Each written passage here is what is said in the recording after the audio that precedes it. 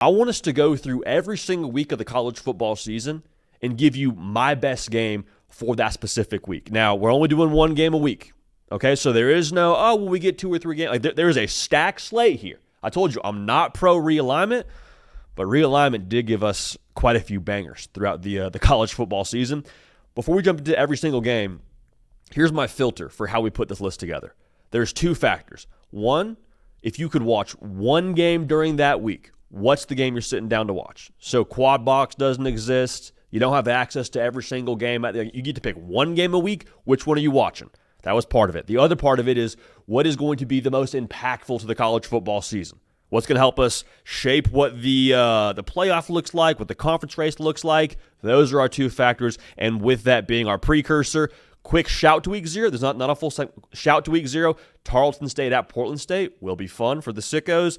Fresno State at Kansas, also a good one. Kansas State, Iowa State is going to be your game you're watching week 0, and we love that. But week 1, could go Clemson LSU, could go South Carolina Va-Tech. I'm going Texas at Ohio State here. These are the 2 teams favored to win the national championship. Just a great temperature check, too, for both quarterbacks. The loser of this game, I fully expect, will still make the college football playoff. But just the jumping off point for us to see, hey, where's Julian Sayin at? First game as the guy in Columbus, which I fully expect him to be the guy. Same deal for Arch Manning. Road star, had all this time to get your bearings as a college football player. Now you're actually the quarterback for Texas. Like, where are we at game 1? I think that jumping off point will tell us a lot as to how much work each team has to do around their quarterback and that quarterback specifically the rest of the way. Just a great temperature check for both teams that I fully expect to be playing football in December. Now, week 2, we got a gut check game here. Michigan at Oklahoma. It's been beat over the head multiple times. We'll do it one more time, though. Sharon Moore going back to his alma mater where he went, which is what alma mater means for those of y'all keeping track. This is a gut check in the sense that if you're Oklahoma, if you think you're a college football playoff team, and they feel that way in Norman, good for them. This is a game that I think you got to win. For Michigan, kind of the same deal. Going on the road, true freshman quarterback. If you think you're a playoff team, and we'll talk more about Michigan later in the show, same deal. Kind of the one that you would expect to find a way to get done. Now, both teams I don't think will be finished products in week 2, but either side of this is a find a way kind of game, find a way kind of spot, and it's the game that I am locked in on when it comes to week 2 of the college football season. Week 3, again, a lot of good options.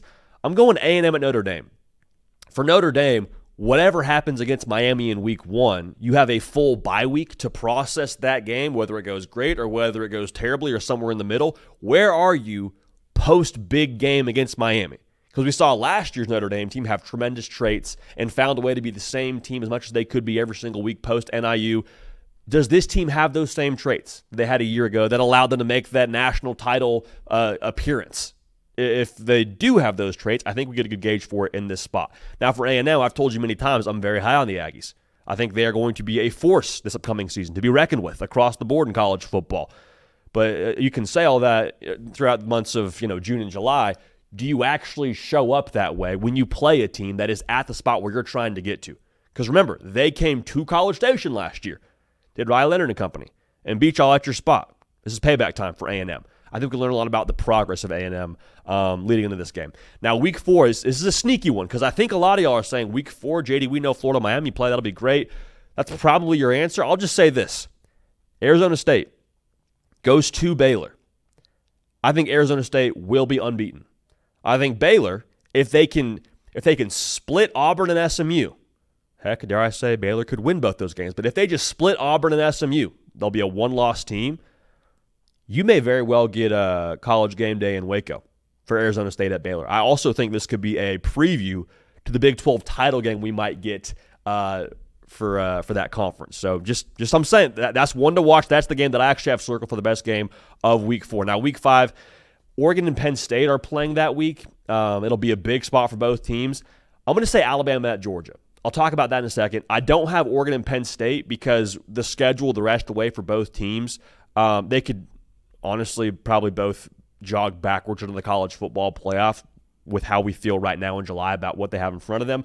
The loser of that game, there's not a ton at stake there. It'll be a big optic game, but not a ton at stake. I have Alabama at Georgia because I think there is a lot on the line there when you look at where both teams are relative to just the rest of the conference. Like both breaking a new quarterback. Kirby Smart and Georgia, they've sort of been the conversation on them has been a little bit weird this offseason when it comes to how they're being perceived. If you can go get right against Alabama, a team that beat you last year, I think that would do a lot for just morale and for vibes around Georgia. And for Alabama, if Kalen DeBoer finishes that game with a win and is 2-0 against Kirby Smart, how different are we viewing Alabama relative to what they're going to be here in 25? Because I'll say this, I don't expect Alabama to win that game and then somehow fall off the face of the earth and finish with 3 losses like they did a year ago. I think it'll be a much more stable Bama team. So a win over Georgia, to me, if you're Alabama, you start talking about the college football playoff with a lot more legitimacy to you. And kind of the same thing with Georgia, honestly. Now, week 6, Texas at Florida. For Florida and what they have in front of them in this spot, this could kind of be their last stand if you're talking about the playoff. Like, I know they could make the playoff at 9-3, but you don't want to be that way on Selection Sunday, right? You don't want to be sitting there and saying, I hope they let a 3. Like, you don't want to be where Ole Miss, Bama, and South Carolina were last year. It's proven it's not a favorable spot, even with how tough that schedule is, even though I think it's possible. With what Florida has before this game, playing both LSU and Miami, if you lose both those games, like, you're staring down the barrel of a game where if you lose Texas, you're at 3 losses. It's not great vibes. Now, for Texas, what if Texas loses that first game against Ohio State? And if they lose this game, you're at a 2-loss team already with your entire SEC slate ahead of you. Like, that would make for very interesting conversation the rest of the way. Oh, by the way, Texas, they're playing this game the week before Red River. Going on the road, playing a scrappy Florida team before you play your rival screams look-ahead spot. Absolutely shouts it from the mountaintops.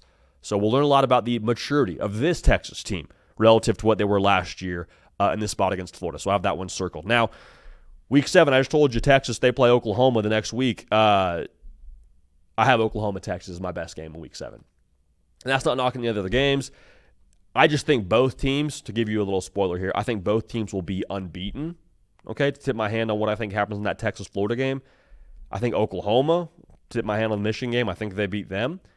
An unbeaten Oklahoma and unbeaten Texas in Red River, what do you want me to do, man? I can't pick another game as the better game for week 7 in the college football season. So that one's going to be awesome. The pageantry of the Cotton Bowl, split down the middle.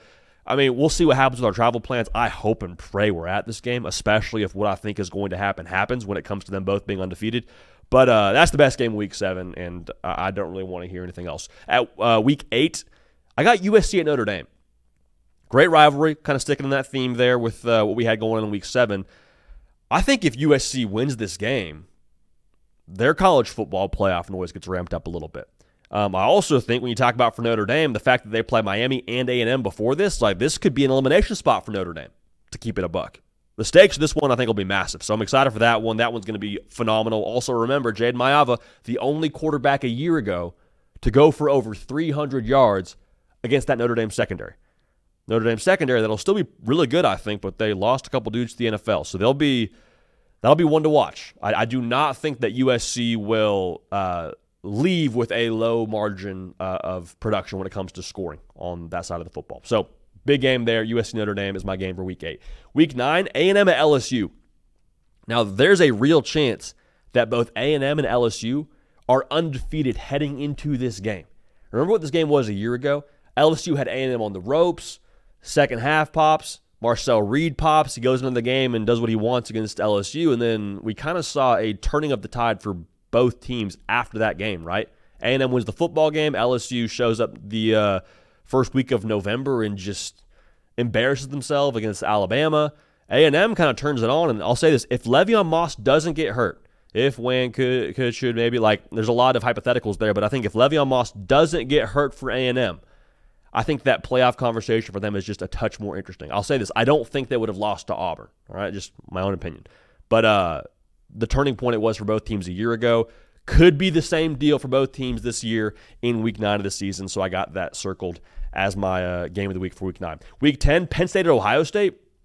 Penn State, if this is the year, again, big if, but if this is the year, this is the game. You will have already played Oregon. And if Penn State loses this game, again, they could still very well be a college football playoff team. I'd be surprised if Penn State isn't the college football playoff team. But the chops of Penn State and how much they can accomplish in 2025, this will be a really big litmus test for us in this spot. And for Ohio State, I mean, they play Texas to start the year. If you lose to Texas and Penn State, things get very uncomfortable because you still have to play Michigan.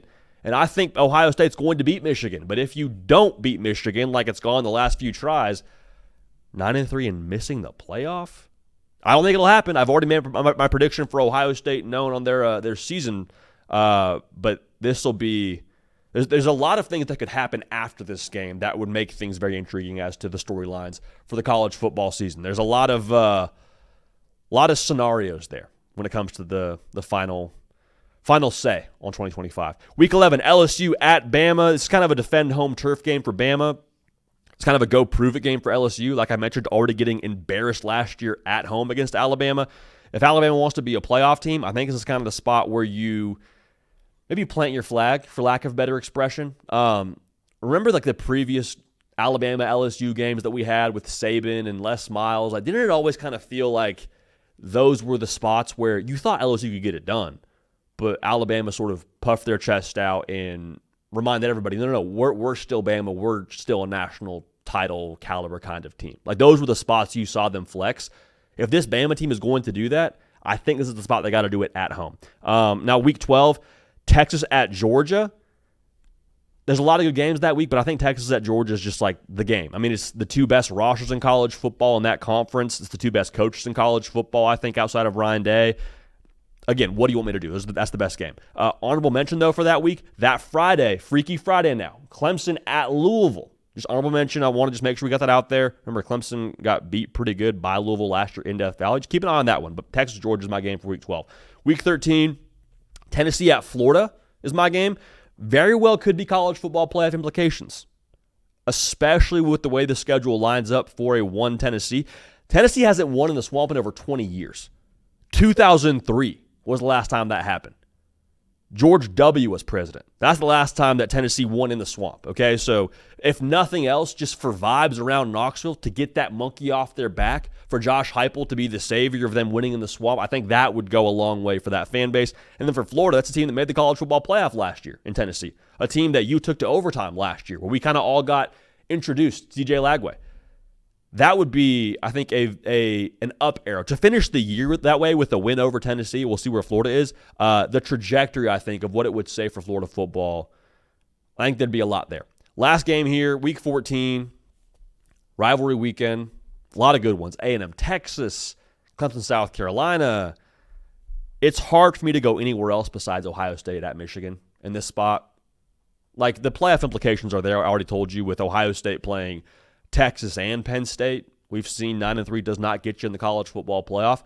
For Michigan, their schedule shapes up pretty nicely. What if they're sitting there walking into this game at home with 9 wins and 2 losses? I think Michigan fans take that every single day of the week.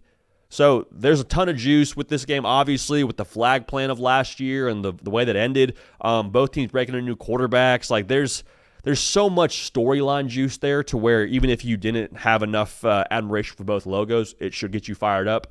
But for Week 14, the game is my must-see game, the most impactful game, I think, and feel pretty great about that slate. So let me know which ones we missed, but I feel pretty confident with each week here that we picked. But excited to hear y'all's take on that.